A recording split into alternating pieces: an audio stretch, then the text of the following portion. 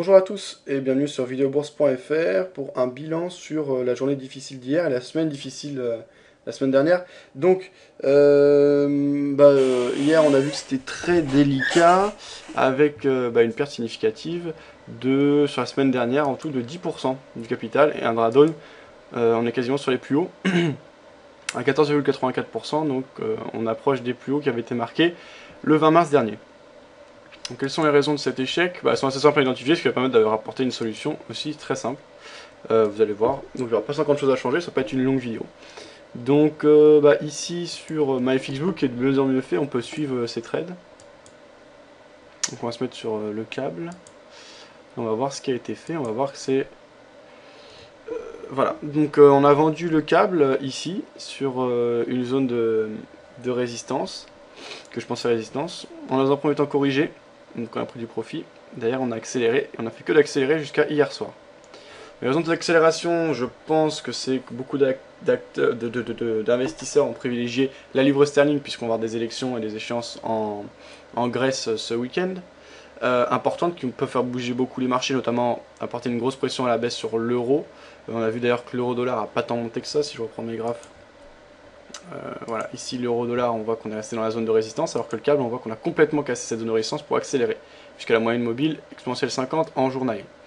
Mais quoi qu'il arrive, peu importe par rapport à la raison, bon là en l'occurrence c'est une mauvaise analyse de ma part, c'est une mauvaise analyse, c'est pas grave, ça peut arriver. Ce qui n'est pas normal derrière, c'est d'avoir perdu en tout sur une journée 10% du capital. Hein, comme on le voit ici, voilà, donc la grosse chute, ça c'était hier. Il faut prendre des mesures pour pallier à ça. Pourquoi j'ai perdu autant? Parce que je me suis acharné à trader les scénarios. C'est pas mauvais parce que ça a été induit dans mon plan de trading, c'est-à-dire que je choisis un biais sur la journée et je le joue jusqu'au bout. Essayer de le jouer de manière la plus intelligente possible en respectant un plan de management qui est le suivant: pas plus de 3% de perte par rapport à l'ensemble des positions ouvertes par rapport à mon capital. Donc là ça a été respecté, sauf que derrière j'en rouvrais. Donc en fait c'est pas logique et ça multiplie le risque. Alors certes c'est moins grave que de laisser courir toutes les positions, parce que ça permet à chaque fois d'en couper une partie, etc. Mais n'empêche que c'est quand même s'acharner dans un scénario, ce qui n'est pas forcément bon. Donc ce que je vais faire à partir de maintenant, la mesure va être très simple, ça va être, ici en M1, on va peut-être mieux voir encore. Et voilà. Voilà, bon bref, on voit bien que ça remonte sans cesse et des nouvelles ventes à chaque fois. Donc pas bon, pas bon, pas bon. Donc ça va être 3% de risque sur une journée. Et quand j'atteins ces 3% de perte par rapport au capital, j'arrête de trader.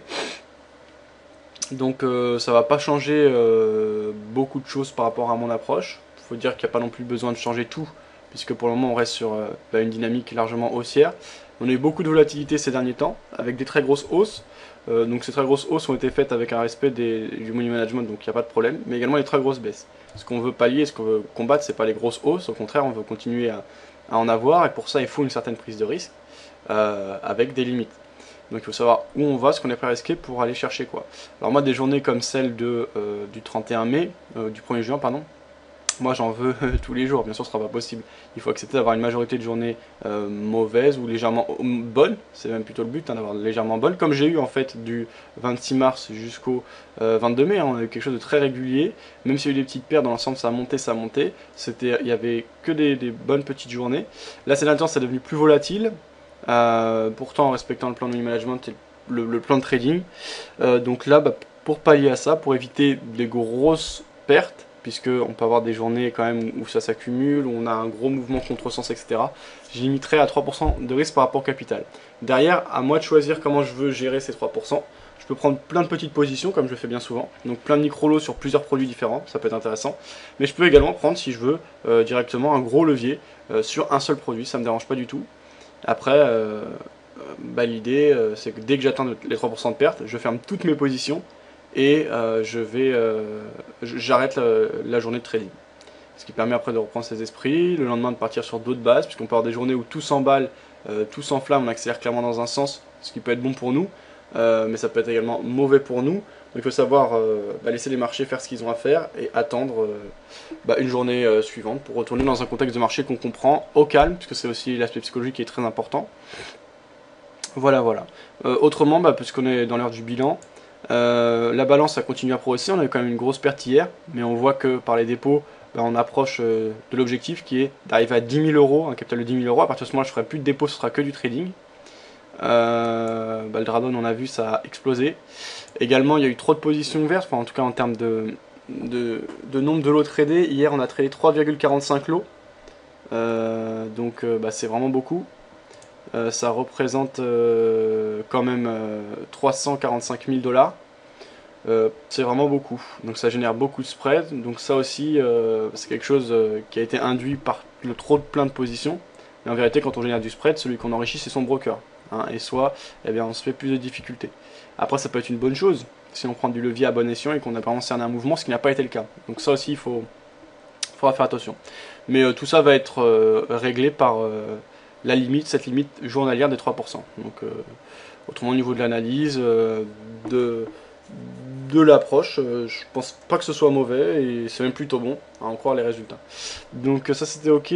Enfin on jette un coup d'œil au gain mensuel. On se rappelle qu'on était à 25, on est monté jusqu'à 30% je crois, à 29% au cours du mois sur les plus hauts qu'on avait marqué le 5 juin.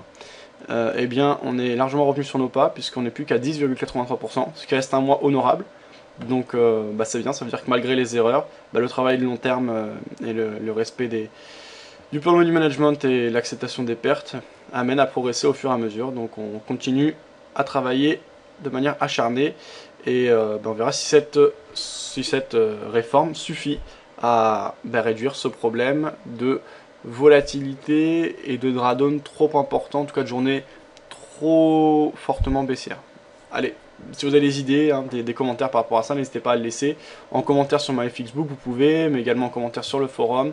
Le chat, bon c'est vrai que ça part un peu dans la nature, donc plutôt sur le forum, sur MyFXBook, ou même sur cette vidéo YouTube en commentaire.